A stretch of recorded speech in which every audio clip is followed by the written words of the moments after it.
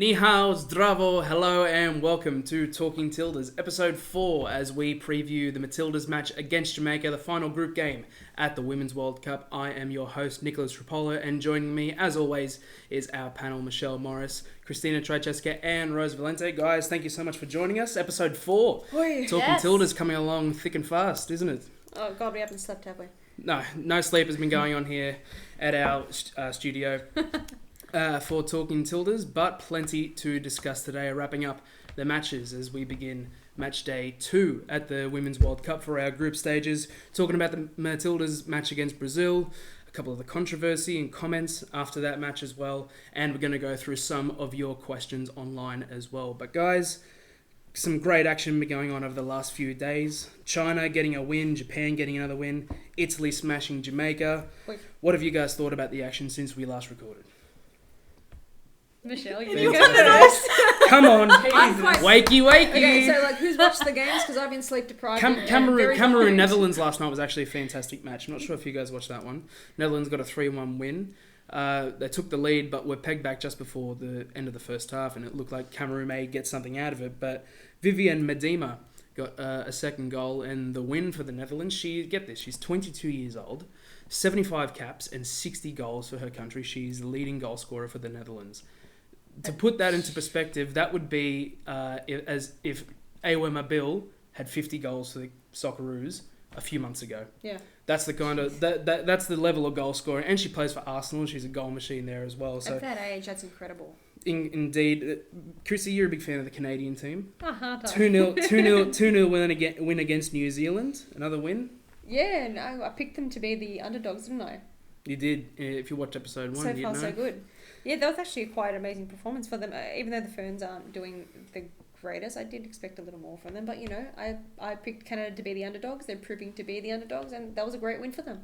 Rose, any matches that you thought were marquee matches, ones that we had to see? Marquee matches? You know what? I actually don't really think there's been... Italy 5 goals against Jamaica? Yeah, but... I was saying earlier, Jamaica... I don't think have been too great in this campaign. So you don't have to sugarcoat it. They've been terrible. I may or may not have been used the word terrible. But yeah, so I don't see Italy beating Jamaica 5-0 to be a marquee performance because it's sort of bound to happen. Although I believe it was Christiana, I think her name is, that got a hat trick in that. Yeah, Christiana Girelli. Yeah, so good on her. I've noticed. Fun fact. It's not actually a fun fact. Something I've noticed. Lots of the best players in this cup have a Chris in them. There's been Christianas, there's been Christian. For Brazil? And Brazil, there's been, I think was there last night? Was there another Christine or Kristen? You'll know. The ones who know what I'm talking about, they'll know. They'll get it at home. Just keep an eye out for that. Plenty also, of players. Christian Imler plays goalkeeper for Chile. Yeah. Not exactly marquee. She conceded 2 goals against Sweden, but we won't speak about that. Okay. Michelle, any big matches that you enjoyed that we got here? If I'd watched any, if I wasn't sleeping, I'm lucky. I'm kind of surprised Japan-Scotland. Japan won 2-1. Yeah. And Scotland's out of the competition now, pretty much. Pretty much 2 losses in a row, 2-1 losses.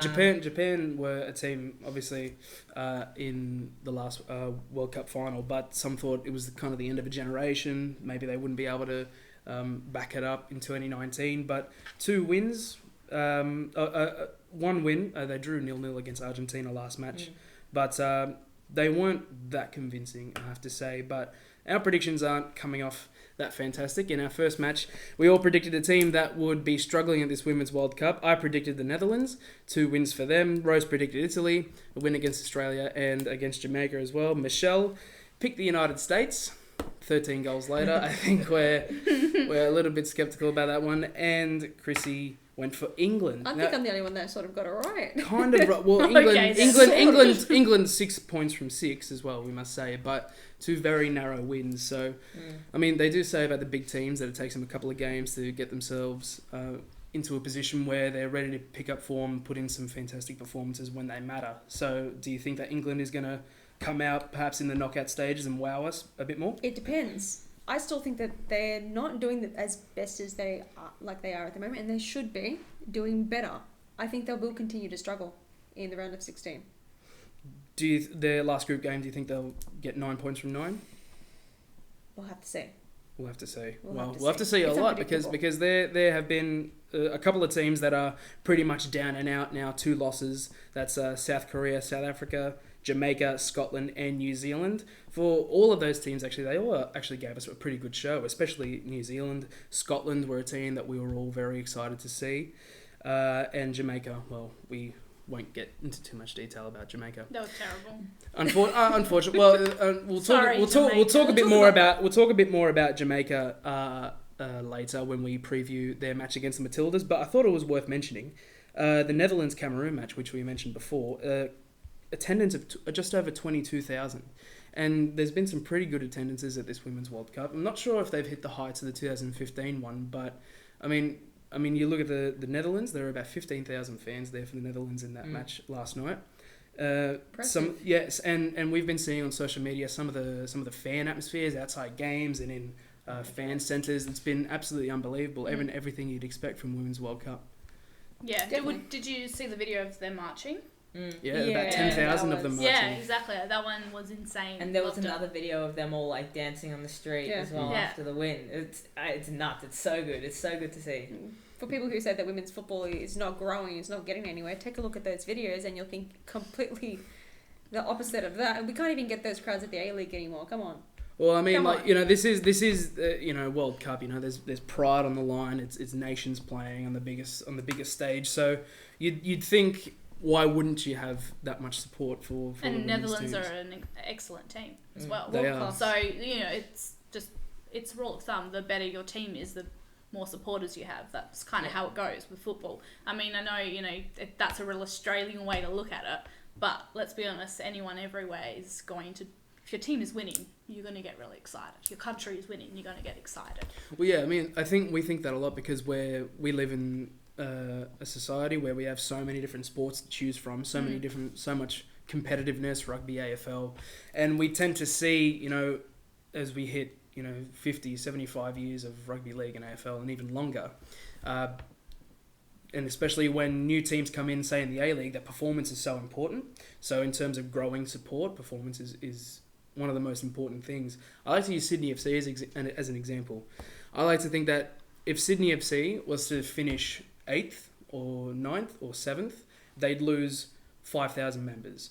I mean, it's the thing about a lot of football fans is that, not a lot of football fans, but in terms of watching these big events, it's very much about performance, and why shouldn't it be? I mean, we all want to see these teams performing very well, but it seems to be a very, very important thing, and especially, here we're seeing it because there's a lot of pride behind all of these teams. We're going to talk a bit more after this quick break. Oh, hello there. Didn't see you there. Anyways, sometimes I go out filming a lot. Not sure if you've noticed, but when I like to go, I like to make sure I have a bag that is capable of fitting in things that I need. This Ladies League bag has all the greatest qualities. In fact, it has maximum space for fitting in things like t-shirts, jackets, my life. It also has side pockets. Don't know if you know that, but they're great for putting in things like empty rubbish, and if you play football, it's great for putting in your boots. It also has another one here on the side. If you'd like to buy one, please let me know by going onto the website. Welcome back to Talking Tildas. Well, the Matildas defied all the odds, 2-0 down after about half an hour against Brazil, pegging one back just before the half with Caitlin Ford, and eventually winning 3-2 against Brazil. A fantastic performance, showcasing the true Aussie spirit in our first 3 points at the Women's World Cup. Guys, what was going through your minds? 2-0 down. What were we thinking? Were we thinking the worst, or did you feel like we could come back? 2-0 is the most dangerous scoreline. We all know this. 2-0, anything can happen. If my Division 5 team can come back from a 2-0 deficit and win 3-2, then I'm sure our professional football team can do the same thing. So I was not worried. Chrissy? No, I was worried. You I were was worried? very worried. I was freaking out so much and definitely cursing more than I usually do. More than you usually do. More than I Oh my usually God. do. At what is this, like 2:30 a.m, almost 3 in the morning. I got a threatening text message from my own mother, who was just down the hall, telling me to be quiet or else my life would be ended that night. Although I don't think that would be unusual in your household. No, but I was on edge and I was quite fearful that this was it. We're not going to make it out of the group stages. There is no way in hell we're going to the round of 16, and we're going to come home with our heads held in shame. Rose? Well, if you're unaware, the person who is always on social media duty, well, not always, but normally, is myself. And so if you ever see the TLL account doing a lot of tweets, it means I can't actually watch the game. So I reckon from 1-0 onwards, I had to watch the replay. A couple of days later, I was like, I'll just watch the replay. Like, I couldn't actually watch the game. I'd look over and then I'd quickly tweet something, or I'd be commenting to other people because I was just social media is intense. I was sweating. If anybody knows me, I do not tweet anything during matches because I like to watch it, like to analyze it. But I think I was so nervous that I was tweeting more than I usually do. But I think it wasn't a when Christian scored, it was such an amazing goal, that header. Yeah. You watched that move and you saw how good that goal was, and you thought, wow, okay, we are up against it seriously in this match. And it wasn't a feeling of we're not gonna make it. I didn't immediately have that feeling because I thought, okay, there's still an hour to play. But you really felt, wow, okay, where do we find an opening? Where can we get back into this match? And at that point in time, I didn't really see where it was. Luckily, Chloe Lagazzo, good friend of ours here on the show. All we need is Chloe Lagazzo. Good. Chloe Lagazzo. Okay. Save it for the outtakes. She came up and I think it was really her determination to get ahead on that ball to Caitlin Ford to score that one, to bring it back for us just before the end of the half. Really galvanise that team, and the team talk at halftime is so much easier when something like that happens. If they were going in at 2-0 down, it would have been, we need to pick ourselves up, especially the Brazil halftime talk. It would have been, okay, we need to maybe go out there, get another goal, but don't worry, sit back, we're going to cruise through this. Instead, they would have been going in there and saying, we need to shape up because we're in a really bad position here. And as Michelle explained, they were, because 2-0 up, you can never guarantee that you're going to come away with a win there, Chrissy. No, they faltered. They definitely faltered at the wrong time. I didn't think they expected us to return so quickly and with so much firepower along with it, because they probably saw the Italian game and thought they're so over-deflated that they were in front and then they lost it last minute to Italy, a team that has not been in the competition for over 20 years. And now all of a sudden they probably thought that they could take this away quite easily from us. Did we think Elise Kellen-Knight, did you think that she actually gave away a penalty? What do you guys think? A little tug of the shirt inside the box? No. Not a penalty? Not a pen. Why do you think? The way that she was going down, of course. Anybody going down in the way that she went down, anybody going down would be holding on to whatever they could for dear life so they don't hit the floor too hard. I don't know. To me, it looked a bit sus. To me, I thought a little bit of a tug in the box. I think that's dangerous. That's a dangerous game. Definitely, absolutely, it's dangerous. But I don't think that. I think it was a very soft penalty. It was very soft. Like, she's already falling down. She's not even facing who she was holding on to, and she's just holding on to something. I don't think. I think you have to look at the circumstances in that situation. Like, she's already falling. It's a reaction. I wouldn't call it a pen. Although I've noticed throughout this whole World Cup, a lot of soft penalties have been given as penalties. So there seems to be that pattern. I don't know if they're the same refs or whatever it may be, or some commentary have been saying is it in relation to the VAR, whatever it may be. Lots of soft pens have been given. So I think that might be something to do with the safety net of the VAR. I think a lot of the players, especially the referees, especially the assistant referees, know that decisions are going to be looked at by the video, and so they think, all right, we'll have a look at it and these kinds of things. But in that case, you get penalty decisions that you think in a real game without VAR, maybe that wouldn't be given.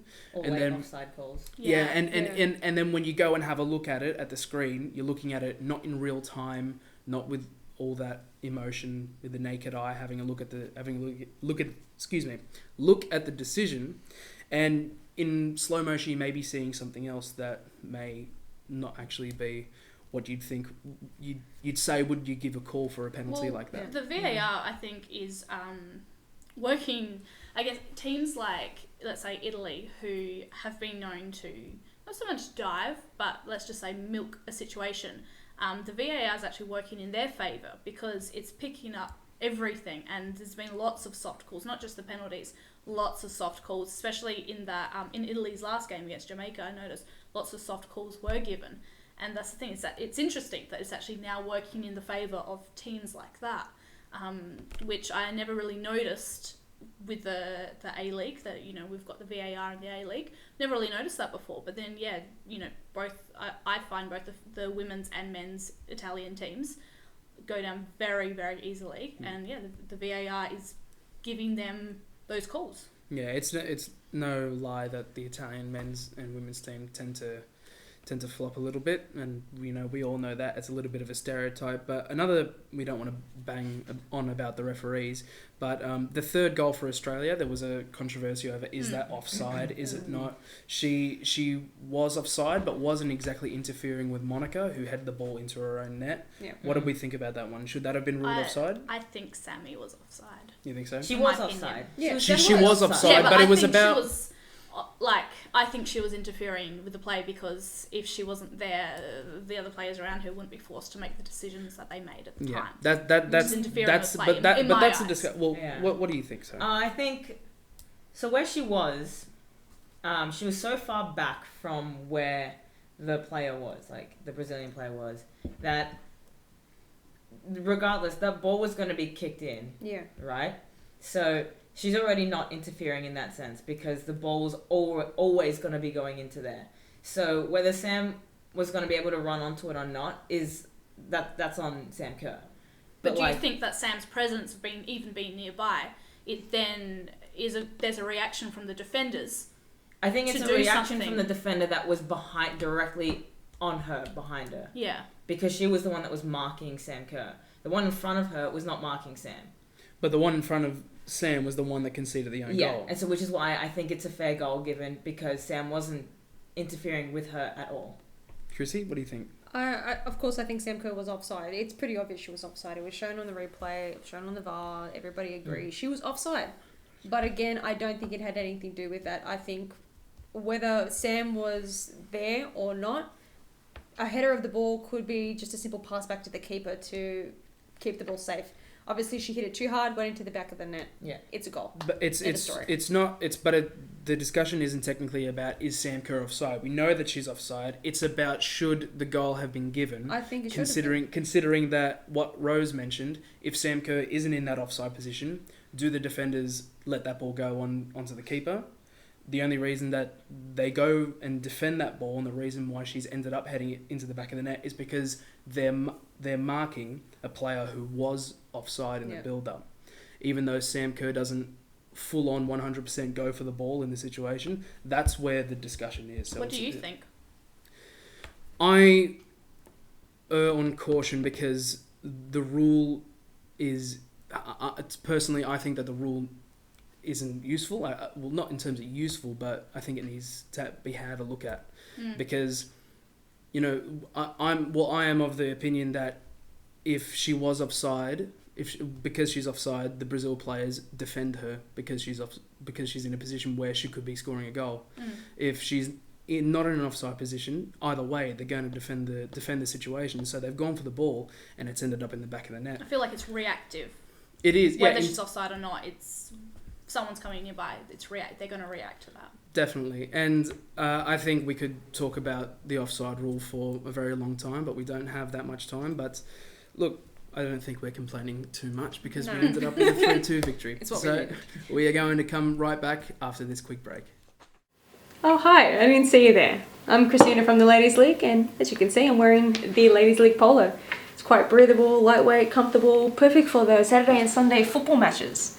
And if you'd like to look like this under 14s coach, go to theladiesleague.com and grab a shirt for yourself.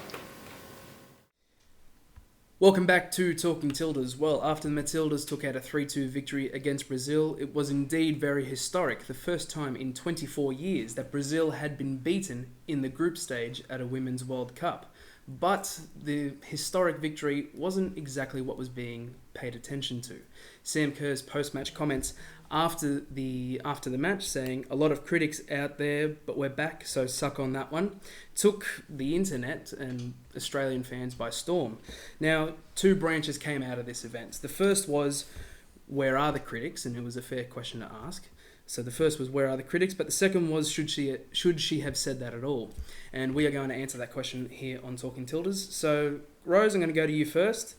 Should she have made that comment in the first place? She can say whatever she wants post-match, as long as she is abiding by her contractual rules to whomever she has a contract with. I think that was spur of the moment. That was emotional, if anything, as in could be any kind of emotion. You could be happy, you could be sad. And if you're following me, you've seen me make about 37 tweets about this situation. And one being, we all say, post-match conferences. You know what I'm trying to say? Post-match interviews. Post-match interviews are always too, robotic, and then someone actually says something interesting, and everyone loses it at her. So yeah, she can say it. She can say it all she wants. Chrissy, can she say whatever she likes? I think so as well. Definitely, she can say what she wants. It's not like she said anything horribly wrong. The Matildas have gone through hell and back over the last 6 months. I think they're entitled to say what they like at the moment, because it's not only Stad who had a target on his back, but so did the rest of the squad. She's proving people wrong, and I think she had every right to say that. And now I think it's going to give the Matildas more of a lift. She has proved the critics wrong, the whole team has, and they will continue to do so. It looks like perhaps there's a little bit of a, if people want to call it, a siege mentality. Michelle, do you think that if it's necessary for them, if it motivates them, that, all power to her, she should say what she likes? Yeah, I mean, I don't think there was anything wrong with what she said. I think it's completely in the right. I think she's fine to say it. Like Rose said, all these post-match interviews that players do are so robotic, Oh, how'd you feel like you went in that game? Yeah, it was good. Credit to the boys. Yeah, credit to the boys. Good job to the boys. Yeah. Credit to the girls. Thank F to Redmayne, Yeah, well, yeah. I mean, it's in all sports. I mean, Yeah. the post-match interviews are robotic. I've experienced it a lot. It's journalists have to weave through a maze with a blindfold on to try and get an answer that they haven't written or published 100 times before. It's the most painful thing on earth. It's so It is. painful. I mean, we yearn to hear something different. We yearn to have something that, like what it's doing now. It gets us out of our seat. It's interesting. I'm glad that Sam Kerr has come out of her media training with her personality intact. Yeah. Right? And especially that, we come from Australia with, sports people that had a lot of personality. Talk about cricketers, Steve Waugh and Shane Warne and these players. Tim Cahill has his own, determined personality. And I don't know, I find it a little bit hypocritical when people said that she shouldn't have said that. And I know Cheryl Salisbury said that, perhaps with the captain's armband on her, maybe in a few years she would have maybe said something a little bit different, considering that she was a leader in the squad. But to me, I think that's... Yeah. I was going to say, I think that's more of a reason to say something like that. I think that's more of a reason. She's trying to carry the whole squad. A captain is meant to do that. I understand she's a role model to young kids, but young kids in the future will read up on what had happened during this World Cup, what had happened 6 months ago, and be like, well, look at all the hell that they've been through, and she's still fighting for that team to ensure that they're holding it together. Context is important. Okay, we know what's happened to this team over the last 6 months. What that has done for them personally and as a team. Starting from this World Cup, lost the first match 2-1 against Italy in the 95th minute. Half an hour into this match against Brazil, 2-0 down, and to come back and win 3-2, which is one of the greatest victories that any of these girls will ever be a part of. So yeah, suck on that one. I don't know what else to say really. Yeah. There is nothing else to say. That's it.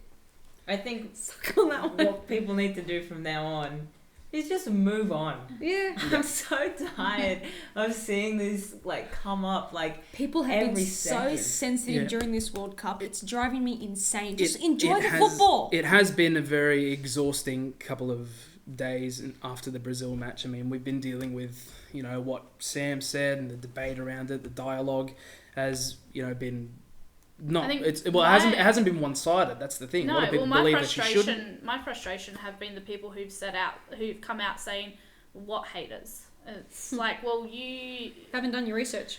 Like, obviously there are some haters, but okay, fair enough. The question, what haters, if you genuinely don't know. And a lot of other people are saying, oh, they just copped a little bit of criticism from the last match. Boo-hoo, they can't handle the pressure. You have absolutely no idea what's happening in their DMs. We don't know what's happening in their DMs. We don't know the type of mentions they're getting unless we retweet it. We don't see that the Facebook, the Instagram messages. We do not see any of that stuff. So who are we to say who are the haters? I believe that if she came out and said something post-match, for her to bring it up and mention the critics or the haters, then it must have been something significant. Either that, or they're using it as a tool for motivation. And to me, it's been a great tool. To me, more power to them as far as I'm concerned. Yeah. If it gets them through, if they find motivation and determination from that, then you know what? I don't mind that at all. What do you think, Michelle? Yeah, if it's going to be motivation for them to keep winning games, then go for it, power to them. But, yeah, I don't think it's fair to say that there are no haters, because, like you said, we don't know what goes on in their DMs or whatever, in their mentions. There's a difference between criticising and hating, and I don't think Sam is talking about those who criticised the Italy match, saying things like, they need to work on their passing, they need to work on this.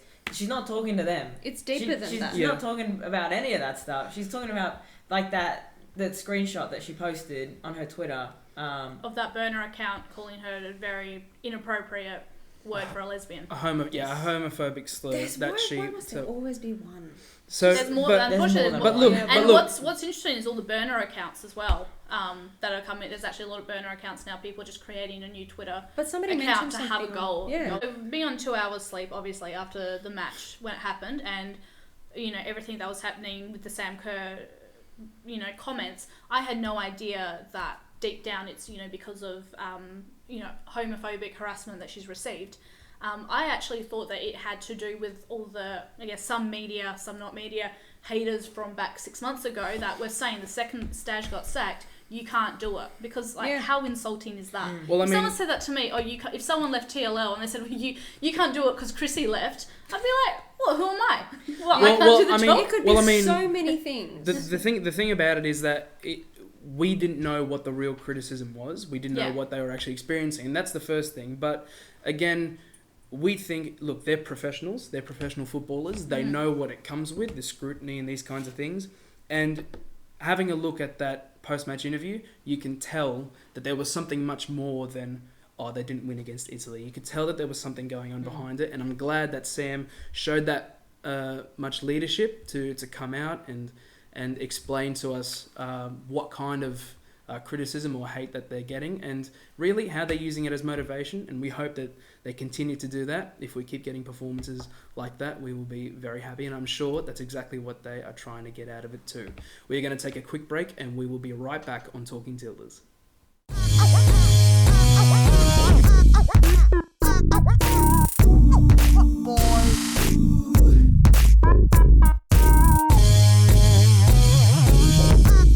Welcome back to Talking Tildas. We're going to jump over to some of your questions on Twitter and Facebook that you've left for us. Rose, fire away. This is always my favourite segment. Yeah. I love soccer Twitter questions. Okay, so first one is from Christy, and she has asked most underrated and most overrated player and team so far. Michelle, what do you think? And team? And team. Ooh, you can answer however you want to. I'm sure Christy won't mind. My most underrated player, I'm going to say Kellen Knight. Elise Kellen Knight. Well, she played very well at left back against Brazil. Yeah, she did. I was very surprised. But she's my most underrated player. I think she's such a gun. Overrated?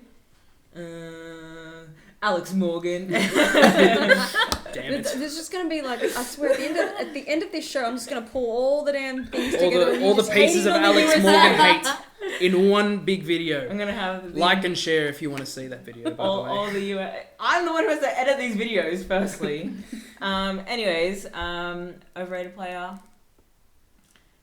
It's hard to see and find an overrated player. I'm not gonna say overrated player because I don't like stirring the pot anyway. I'm gonna say Alex Morgan, just so the Americans can come and attack me. I don't really have an underrated player, overrated player or team, but underrated player for me in our 2 matches was Tamika Yallop. I think against Italy, I think she was average, which was better than what I could say for the rest of the team that played in that match. But for the first goal, the ball was headed away by Brazil, and she ran and collected it just before it went out to swing the ball into Lagazzo, which got us our lifeline back before the end of the first half. So for me, she's been playing extremely well in midfield, and I think she's been a bit underrated in these first 2 matches. Chrissy, one for you? It's hard. It's hard to say overrated and underrated because they're in this competition for a reason, okay? They're all amazing, and you can't say overrated and underrated. Get off the fence, Christina. I can't. That's the thing. I can't. It's so hard. I'm just going to put it to teams because I really can't say that for players. So I'm going to say... Underrated? Overrated? I'm going to say US. Okay, so I'm on your bandwagon here. Underrated. What makes you think the United States are overrated? I mean, everybody talks about the United States like they're the best thing since sliced bread. I understand that they're the past. Well, 13 goals will do that to you. Yeah. But I get the 13 goals. Yeah, it's Thailand. That's the other thing. I get that it's 13 goals. I also get that they are the current holders of the Women's World Cup. That may change. But, it's been 4 years. A lot has changed in 4 years. Other teams have become a lot better and... anything can happen, so calm down. And it's not even past the group stages yet. Let's keep rolling. I would say underrated player is Schneider, Jamaica's goalkeeper. I mean, she had a couple of greasy hands moments the other night, but she's been absolutely excellent. Overrated player. Alex Morgan. Probably Alex Morgan. I think we're going to have to go with. I did have someone else, and I thought, and team. I think France have been a bit underrated, as in from things that That's funny because I personally think they've been a bit overrated. Yeah. I think feel so. like they're just coasting through. No one's really talking about them. I think so. I think there's a level of expectation from them, and they're kind of fulfilling it, and so I think they're just rolling through with the punches. Easy. Good question, right. that one. Next one. Question. Andrew Logue asked, "How can I meet the Michelle Morris TV?" Oh, Andrew. Listen. Just say you love Chile, man. I just, try to stay low key when I'm out in public. I don't like to be recognized. So if you see me, come say hi. But I'm a pretty low key person in public, That's a shame. Just listen for the Chile chant. You'll know exactly where she is. Okay, Andy Campbell asked, "Was the Brazil game the best performance of a comeback you have ever seen?" And I think this was a unanimous response to all here on the panel when we went through the questions prior. And what was that unanimous response? Is that it was Western Sydney Wanderers at home to Brisbane Roar. Was that 2015-16 season? Yeah, I believe, that was. because I think a certain great team won that year. Well, I think we agreed it was definitely Matilda's history, one of the best comebacks. But we took that question as a meant ever. Yeah, personally for me, best comeback I've ever seen, Wanderers against Brisbane at Parramatta. Yeah, Oh. And then we all got reminiscing about that season. Oh, and we got really goodness. off track from what Talking Tildas is supposed to be. Okay, so Cassandra Tripietti, not too sure. I don't really know who she is. She must be a new fan of ours. Yeah, we love our fans. Who has been each of yours standout performers at the World Cup? Ellie Carpenter. Ellie Carpenter. Chloe Ragazzo. Next question. Okay. No, Ellie Carpenter, personally for me, has been fantastic. But I also want to give a little shout out to, even though they've only won their matches 1-0 each time, Nikita Parris for England. I think she's been fantastic as well. Yeah.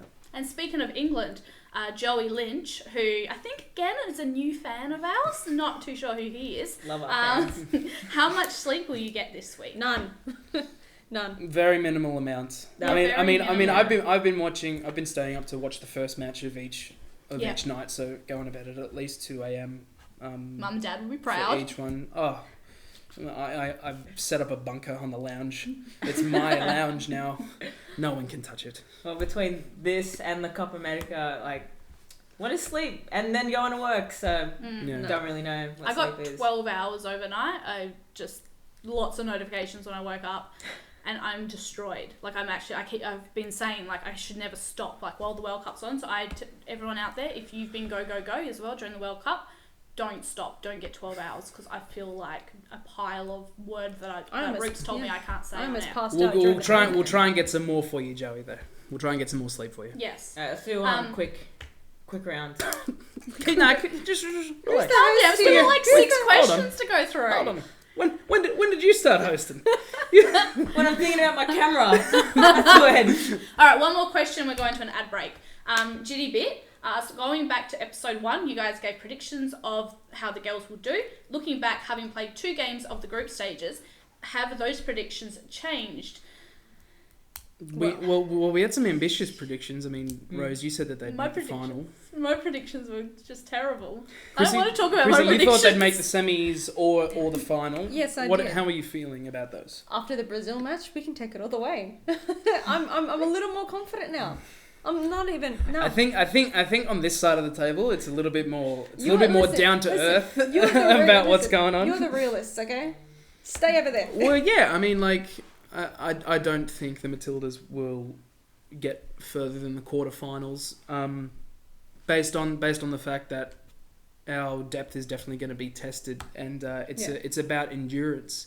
And I think especially when we get to these knockout games, it's going to be quite tough. And that's without mentioning who we might face. We might face a European powerhouse, and history over the last year has told us that we're not fantastic when it comes up against big European teams. So yeah, we'll see how we go. What do you think, Michelle?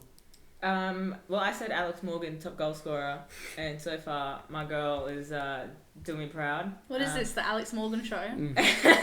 She's in the background. She's Pull it watching. down. Alex Morgan is a big fan of TLL, so Yeah. we just have really good banter. That's why I always say that I don't like her. All right, let's move on. Come on. Your prediction for the Matildas? I said semis, but after these 2 matches, I'm thinking quarterfinals.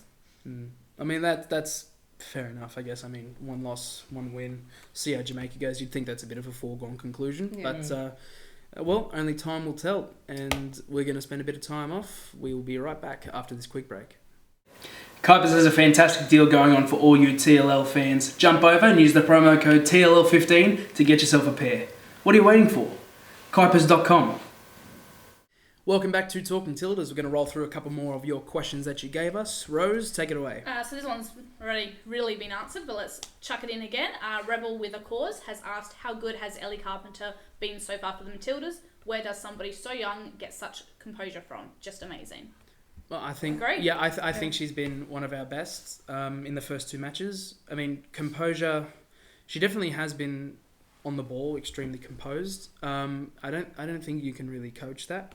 I think that's pretty natural. Just a mature human. Yeah, I think that's really. pretty natural. And watching her, I mean, you don't make your debut for the Matildas at 15 years old for nothing, especially in defence. So I think you can't really coach that, and she's really coming into her own this tournament. Definitely, I can agree with that. Like you said, she is holding her composure quite well. Of course, it's the World Cup. There are times when you falter, but for Ellie, it's completely different. She has that little snap, but then she gets back into it straight away. She holds the back line so well, and it's so impressive to have somebody at that age literally coaching the rest of the line and also pushing the rest of the team up, and I hope that continues for her. Michelle, you've been a big fan of Ellie Carpenter as well. Yeah, no, she's, oh my god, so good. God, she's so good. It's just been insane to watch her play this tournament. You know, I'd love to see her play at Sydney FC, so, you know, if anyone out there, you know, it's got to get that powerhouse team. But, yeah, no, she's been great. I think I don't know where she can get that composure from. Like you said, like, you can't coach that. That is just natural gift and ability, and that is who she is. Perfect. Okay, so next question from Sticky Jones has asked, do you know if it's going to rain all week? What a name. I think. What city are so. we This is talking in about, Sydney. though? I'm pretty sure when you're watching this. So today, Monday, when it's out. Tuesday, I'm pretty sure it's going to rain too. Check your phone for the rest of the week. 'Cause, sometimes it changes. Just be careful. Don't forget to don't leave your clothes out on the line. I did that the other day. Look it up. Go on Google. I don't wear a suit for nothing. You'd expect me to know what's going on in the weather, okay. but I don't. If you've got injuries, right?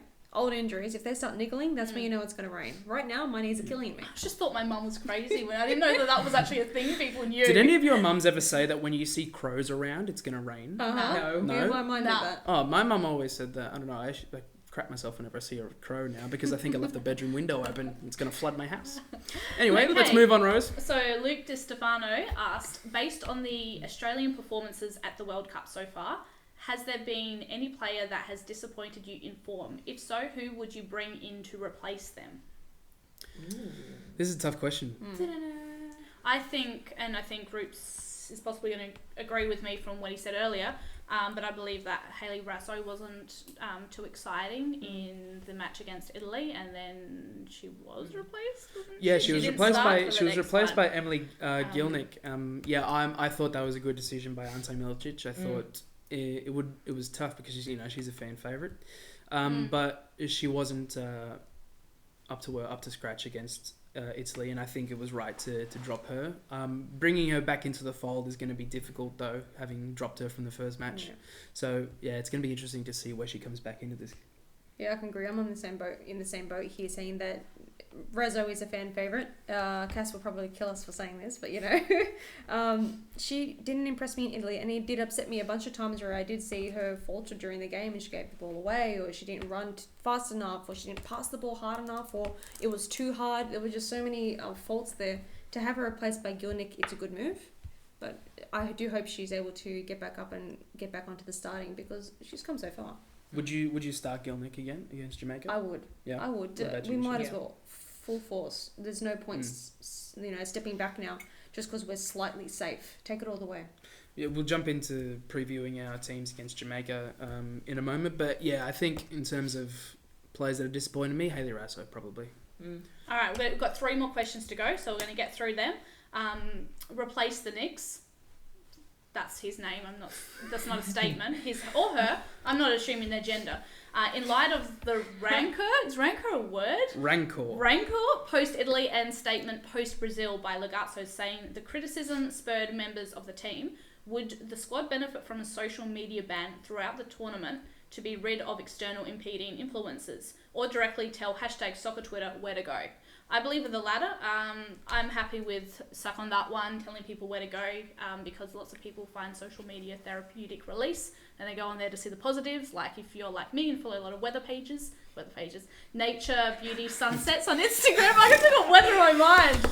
And, I love sunsets. I love sunsets. She knows weather ID means. And, this is about where the soccer Twitter can go, not about sunsets. No, but I mean, if you go to your social media and you scroll through, you're like, oh, this is beautiful. Oh, that person just called me a beep, beep, beep. Oh, but this is beautiful. Oh, but you get what I mean. Yeah, I don't think you can tell soccer Twitter where to go. I mean, you can. You can. They're not going to listen. You'll be quite unsuccessful. Look, personally, I think that's a good question. There's a couple of Canadian players that have actually gotten rid of their social media during the World Cup so they can focus on their football. I think if players have social media, I mean, they know what comes with it. I mean, they're adults. If they see something that they think they need to get rid of, then they can get rid of it themselves. I'm not going to sit here and tell them if they should have their social media or not. That's their own decision. So if it helps them, if it's a way that, social media is a big part of all our lives. So if they'd like it, they can go ahead. If they want to get rid of it, they can. I mean, personally, I'm of the mindset that they probably shouldn't be on it. You're at a World Cup, focus on the World Cup. It's all well and good to be on social media, and obviously as a follower and a fan of them, I want to see what they're doing, but also at the same time I'm just focus on the game, focus on the next match, go to training, and that's not just for the Australian team as well. Like, I'm talking like all the other teams as well. The Chilean national team as well. They're all on social media, which is all well and good, again, like as a fan, but then also I want them to win. And so I want them to focus on the match. Yeah. I mean, that's a fair enough concern, I guess. Yeah. It will be hard because there's a lot of advertisement that goes into the players for social media these days too. But especially players like Sam Kerr. Yeah. For Nike. Okay, so we had La Mitad Más Uno. Did I say that right? No, go on. Probably not. When is Dude getting his own show? Dude. He's obviously the most professional of you lot. The suit alone makes that statement. If he hasn't established what your name is yet. First of all, I'd like to state for the record, don't call me Dude. Do you identify as dude or man or adult? Or adult woman? Anything that isn't the following. Anything that isn't the following 3 words: guy, dude, or chief, or chieftain, if you want to go far enough. But we can call you champion. I say dude. No, you can't call me champion. Yeah, you call me dude a lot. I'm not dead yet. I'm the exception. I think I can speak as managing director of TIL, and I've just created that role right now. I'm not too sure if he will be getting his own show. We will have to have the performance evaluation at the end of this series. Negotiations will have to take place, and we'll get back to you. We do have a cap. So we'll just have to see if he will fall under that cap, unless we can, of course, get him under a marquee sign-in. Next question. Please buy more merchandise. Next question from Lewis, who says, this is actually the last question, so sorry guys, it's taken a while. Actually, I think we should go to an ad break and come back to this question. Nah, you'll be right. Last question, quick. Sure, it's going to get aggressive. Last question. That's why. Put all the TLL stuff into the Hunger Games. Who wins and why? I win. Me. I don't. No. I don't. I don't. I'm waiting for someone to flip this table. No. I'm from West Sydney. Screw West Sydney. Screw West Sydney. It doesn't mean anything. I walk I through the don't care alleyways about in Doesn't the mean dark. anything. Doesn't mean anything. I mean, I'm not going to win because I have like the stamina of a panda. So I'm not going to win because I don't care enough. So I'm just going to like hit myself over the head with a rock. Chrissy will surrender to me, so then I will. No. Because if she doesn't, she'll be unemployed. So so that's why. So I guess surrenders to me. I guess in the end, Rose wins. Oh, Christ. Thanks, guys. That's all. Thank you so much for sending in your questions on Twitter and Facebook. Make sure to watch out for when we ask for your questions. Get your questions in. We'll try and get through all of them when we can. We're going to go for a quick break. On the other side, we preview the match against Jamaica. Don't go away.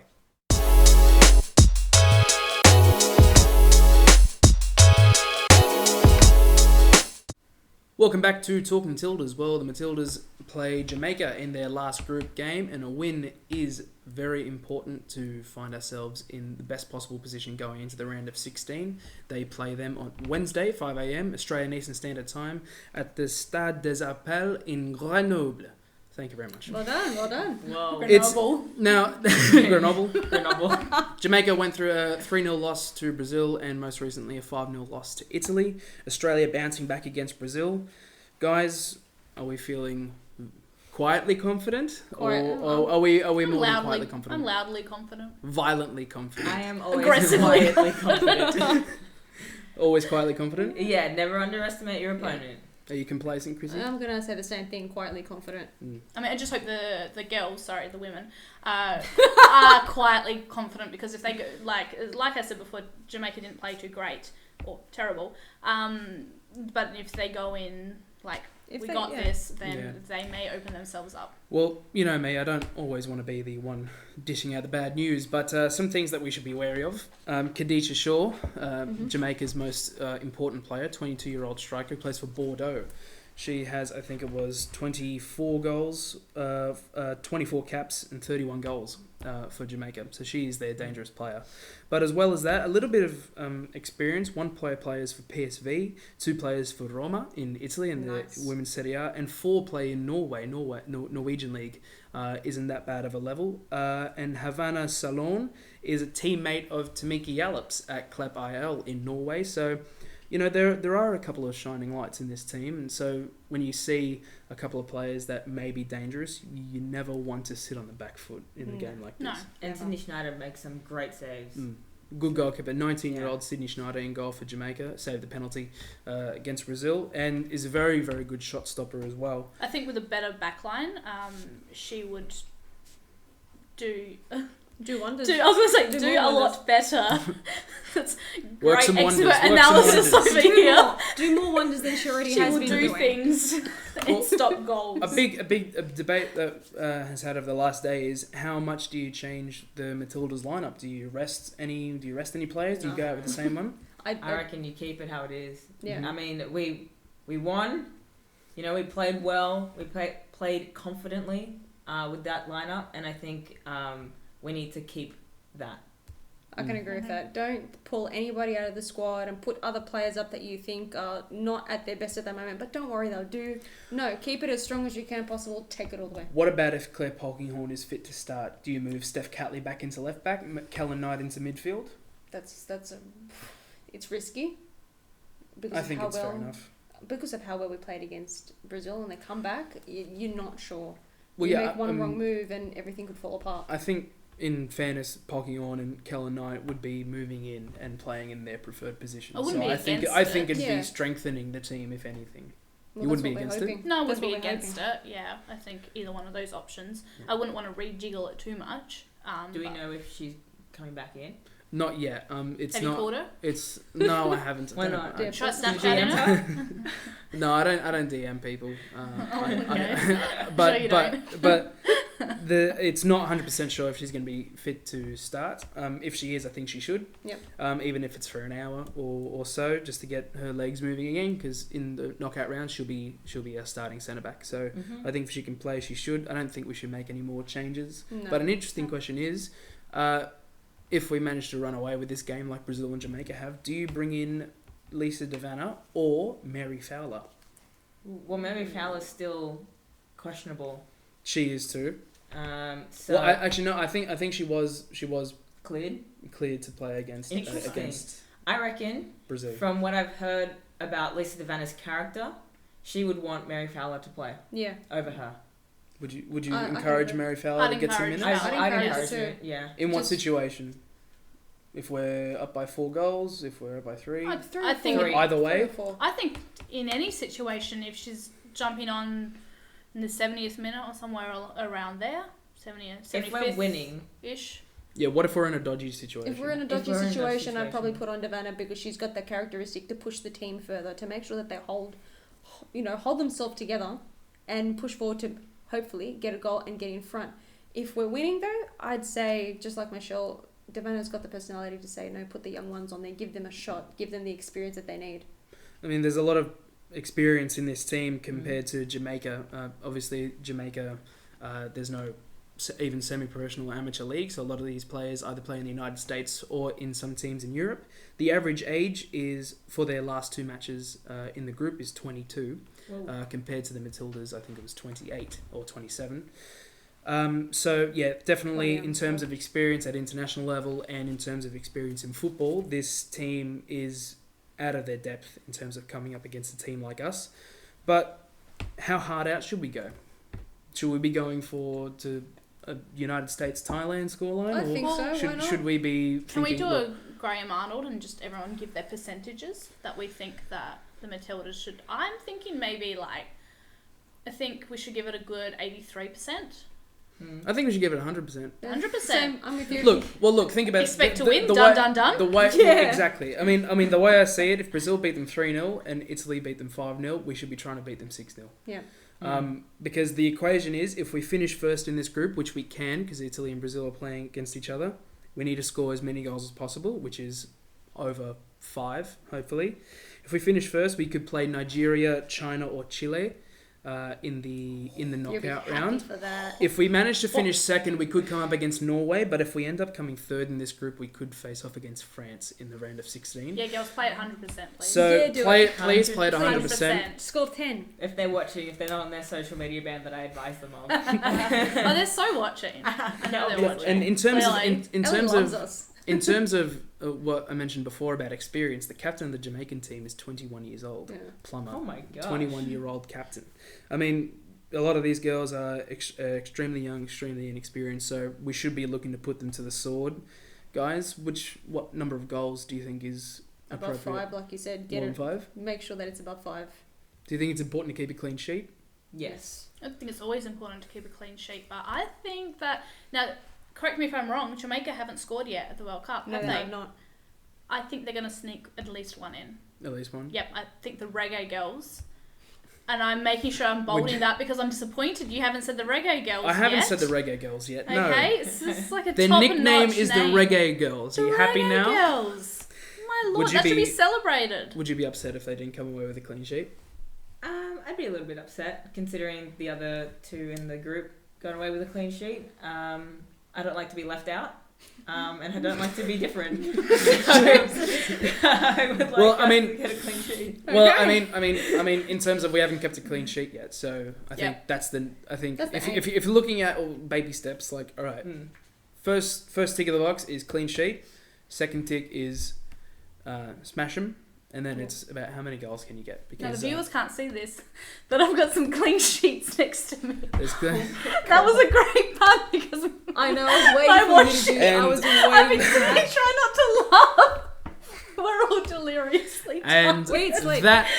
that brings an end to episode 4 of Talking Tildas. Thank you so much for joining us. I've been your host, Nicholas Rupolo, alongside Michelle Morris, Christina Trajceska, and Rosa Valente. The Matildas finish off the group stage against Jamaica in Grenoble at 5 a.m. on Wednesday. That is Australian Eastern Standard Time. Thank you so much for joining us. We'll see you next time. Bye for now.